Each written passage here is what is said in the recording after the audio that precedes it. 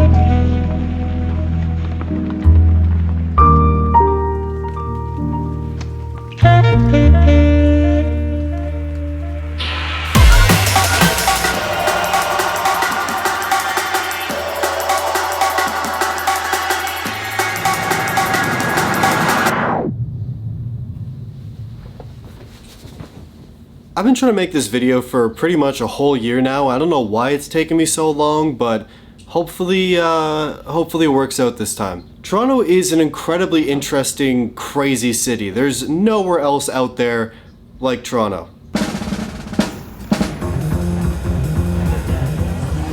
It's an incredibly busy city. There's always something going on, there's always construction, and even right now, you can barely get in and out of the city for the next 3 years because half of the major highway is, it's closed.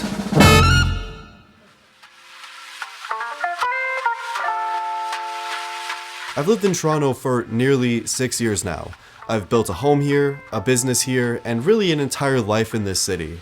And I've been wanting to tell my story about this city for a while, all of its positives and negatives, and this video has been a year in the making.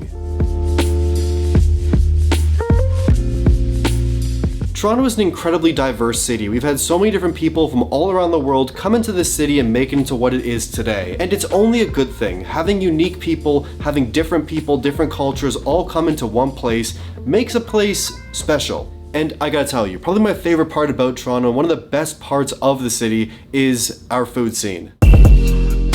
During COVID, my friend Liam and I actually worked on a project for our university that was essentially a video series highlighting all the local independent restaurants in Toronto. And it was one of the big ways I was able to really see and experience and understand just how diverse this city is. I mean, there's food from every culture you can think of, and you've got a bunch of original, authentic dishes, and then there are dishes that have kind of evolved and changed over time with all of the city's influences. We have food from pretty much everywhere in the world, all in our one little city, and I think that's pretty amazing. You almost go to the opposite of what Toronto influencers are telling you to do. Skip all those places, skip that pizza spot that everybody's lined up out the door in the rain for, and go to that pizza place down the street that's been there for, I don't know, 35, 40 years. That's where you're gonna see the real Toronto. Really, where you find the best food in Toronto is the places you wouldn't typically go into. That's proper. Alright, we're hitting up Buddha's Vegan just over here. It's been here since 1991. This is a classic vegan spot, probably my favorite restaurant in the city. Alright, there we go.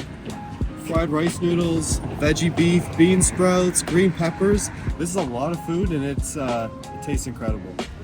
This is Naomi's. They make some crazy sandwiches, very affordable. They have some of the best flavor combinations. This is one of my favorite spots. Let's go. Thank you very much. Thank you. We got the classic kimchi egg on a whole wheat toast, a little bit of butter. I mean, it's perfect every time. It's a beautiful sandwich, has all the best elements. Alright, we're about to go get some of the best momos in town. It is a Tibetan dumpling with the greatest hot sauce right over here. Steamed, full of vegetable, a little bit of hot sauce on there. It's the perfect meal any time of year. So good. But one of the most interesting places I discovered was a little restaurant that's actually been in the city for over 30 years on the corner in the east side of Toronto called Mystic Muffin. Let me tell you, Mystic Muffin is a classic Toronto success story. Started by an immigrant from Lebanon, it's not just him feeding his family through this business, but also the whole community. And it's really affordable too, with such an extensive large menu, which makes a spot like this so deserving of our support. Okay, Mystic Muffin, that's like a quintessential Toronto establishment. Okay, the go-tos in this place, it's gotta be like the fresh falafel this guy makes. He puts out some crazy falafel. And you know, you gotta pair that with the hummus, call it a day. That's like a very affordable meal. It's wonderful. You gotta get the apple cake, this crazy.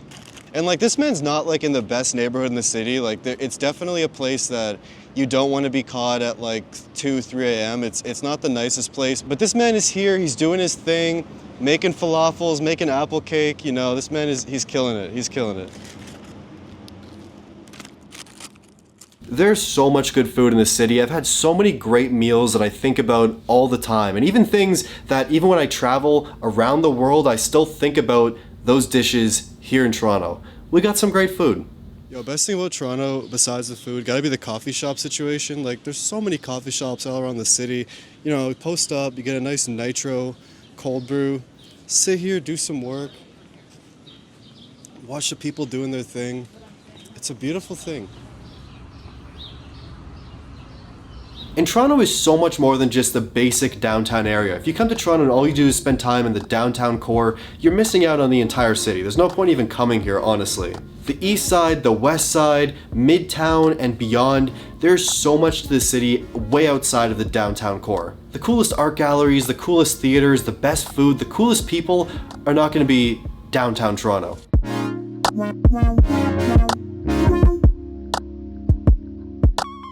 Toronto is surrounded by nature. We have beautiful parks and trails, beaches and forests, and wherever you might be in the city, you're probably about 10 or 15 minutes away from getting lost in nature if you need a break.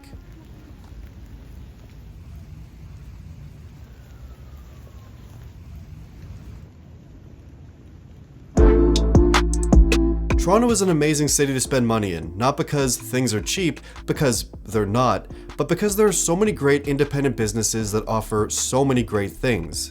And Toronto's vintage clothing scene is honestly unmatched. Whether it's new or old pieces, whether it's designer, you're probably gonna find something. Everybody, we're here at One of a Kind here on Queen Street West in Toronto. We're gonna get some new pieces today. They told me to come by the store, they're gonna hook me up with some stuff. Let's get some new clothes.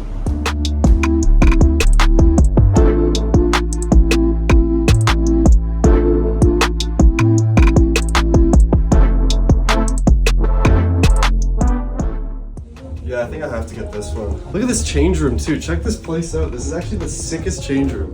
Supreme Motion Tee 2020. This is actually such a sick shirt. Crazy haul. Doing unboxing after. Let's go.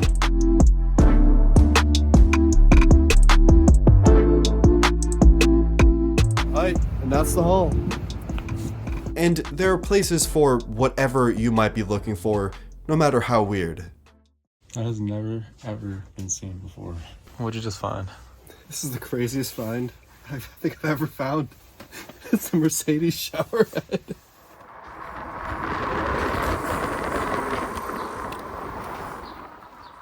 But how do you even get around this city? How do you go out and even get to the places you want to go? Well, to be honest, I don't really have the answer. From east side to west side, uptown, you can barely get around in the city if you drive or you take an Uber. It's next to impossible. And public transit is also not great either. This is nothing comparable to Japan or New York or anywhere in Europe.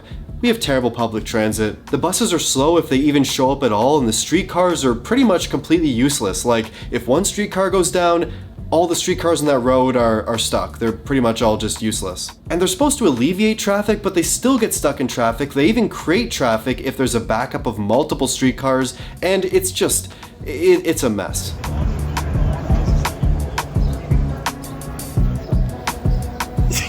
The subway's pretty good if you live near a subway station, and they are fairly quick these days and come fairly frequently, but the problem is like they don't really take you that far around the city. They go this way and they go this way, and that's it. So everywhere in between you're reliant on buses or the streetcar or taking an Uber, which is ridiculously expensive. It's just, getting around the city is very challenging. Walking is a great way to get around the city. It's pretty quick, pretty reliable. You can get anywhere very quickly. The mall is about a 20-minute walk. The groceries are about a 5-minute walk, or maybe even less. But biking is my favorite way to get around the city. We could definitely use more bike lanes. We could definitely use more electric bikes in the shareable bike ecosystem, which is actually pretty good. And if you own a regular road bike or an electric bike, you can get across the city in like 15 minutes. It's no problem at all. You can completely avoid all that traffic. It really is a bike-friendly city.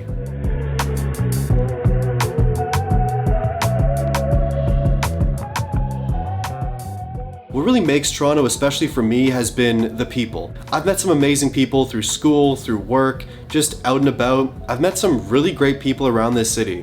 And this is a big city, almost 3 million people, but it feels like a small village, a small town, and you see people you know all the time, everywhere. And I've made some of the best friends that I've ever had in my life in this city, friends I hope to have for the rest of my life.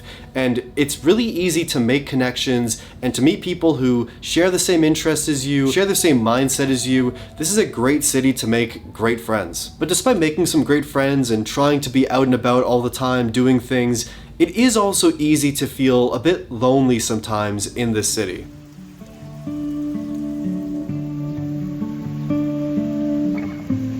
People can seem kind of cold into themselves sometimes, and also the weather in the winter doesn't help either. You can feel very isolated and very lonely. And I did feel that way about a winter and a half ago. I felt very lonely, very alone, and even though I had people around me, I just felt very by myself.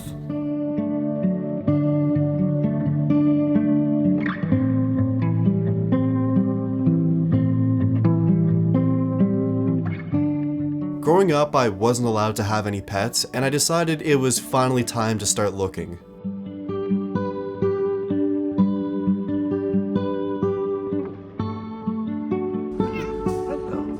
I searched every day for cats available for adoption in the city, and one day, I met the cat that I would name Duster. His previous family actually abandoned him within a year of owning him, and I knew he was the one I had to take home. 24 hours later, I got to bring him home during the worst snowstorm of the winter. Yo, boss. Those initial days with Duster were everything I'd hoped for. He was incredibly sweet, and we bonded almost instantly. Bro's got hops, let's go. But by the weekend, he started getting sick. He was vomiting, refusing to eat, and clearly in not great shape. I rushed him to the vet the same day that I actually had to leave on a business trip that I couldn't cancel. Saying goodbye, I was unsure if I'd ever even see him again, and it really tore me apart. Despite our brief time together, I actually felt a really deep connection to Duster, and he was all I could think about during my trip across the globe. The next day, the vet called with some news. Duster had eaten something he wasn't able to digest, which likely was a piece of plastic either when I had brought him home or from the shelter. With a lot of treatment and medication, he pulled through, and now he's okay. Duster is simply a cat, but he's a cat that has made me into a better person, and taking care of him every day has given my life a lot more purpose. So much so that I adopted another cat, and they're best friends. I wish I could give all the lost cats a home, but for now, I'm grateful to be able to provide one for my two. So there's Toronto, right? It's a big city, the biggest in Canada, and there's a whole greater Toronto area. I actually wasn't born in Toronto. I've been here for about 5-6 years now. I actually was born in Hamilton. It's a city I lived in for about 16 years of my life, and I hated every single day living there. It was my least favorite place on earth. I never understood the city. I never wanted to be there, but I ended up going back last year. Hamilton is a city of contrasts. On one side, it's a city surrounded by trails and nature. On the other side, it's bordered by large factories, steel companies, smoke, and industrial production. Much of the population of Hamilton has worked in the steel industry at one point or another, as it was the biggest business as the city started to develop. But over the years, the steel production has wound down due to competition, modernization, and other factors. And while the city does produce a lot of steel still, it no longer is the city's sole major export. Hamilton is, without a doubt, undisputably a flawed city. The downtown core is falling apart, there's an ever-increasing drug crisis, homelessness, and even the quality of breathing air in Hamilton is less than ideal. I mean, some say it's cancerous. I hated Hamilton growing up and honestly saw no reason to ever think about it again or go back. I mean, why would I? Until last year at a party, I had a slice of Roma pizza. Roma Pizza is a bakery in Hamilton, and it really is a physical representation of the city. Roma's been making this pizza for 70 years. It was the go-to lunch for factory workers and a staple at every family gathering or event. You can find it all over Hamilton, but only in Hamilton. At first glance, the actual pizza is a basic looking slice with tomato on bread. But when you eat it, it is the most surprising, most interesting, most genuinely amazing bite of food. There's nothing else like it. I had this pizza so often growing up, and it was the best choice for parties, a quick dinner, and a perfect school lunch. I don't think I've ever actually had it warm because it's always sitting out at events or birthdays before anyone gets a chance to grab a slice. It might sound funny that a pizza could help me understand a city better, but it's more than just a pizza. The pizza brought me back home, and returning to my hometown was a reminder of everything that shaped me growing up. Despite the city's flaws and my own experiences, Hamilton played a crucial role in shaping who I am today. So when I got back to Toronto, there was something I needed to do. Yo, Jesse, can you tattoo this for me? Oh, cool, man. Yeah, for sure.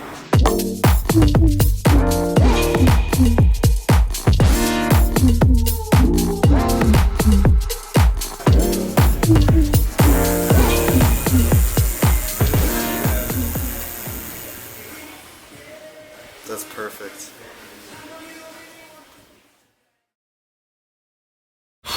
So, Toronto. This is an incredibly interesting city, and I hear a lot of things about this city. It's not the most glamorous place in the world. It's a place that people often talk about leaving when they live here for many years. It's a place full of many problems alongside many good things. We have a housing crisis, we have a healthcare crisis, we have a cost of living crisis, we have a drug crisis. We definitely do have some problems here. But for every negative thing that I see in this city, I always see something positive and something beautiful.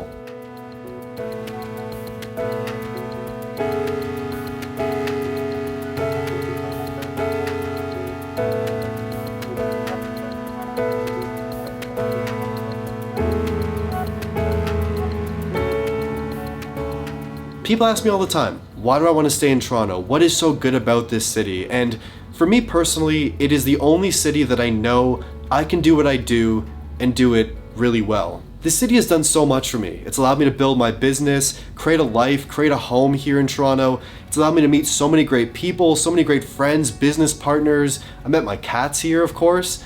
That's a big one. It's a city that has allowed me to grow and has helped me to grow so much. I think about myself even 5 years ago and I was a completely different person, and I've learned so many different things about myself thanks to this city. So yeah, that's what to do in Toronto. And thank you for watching.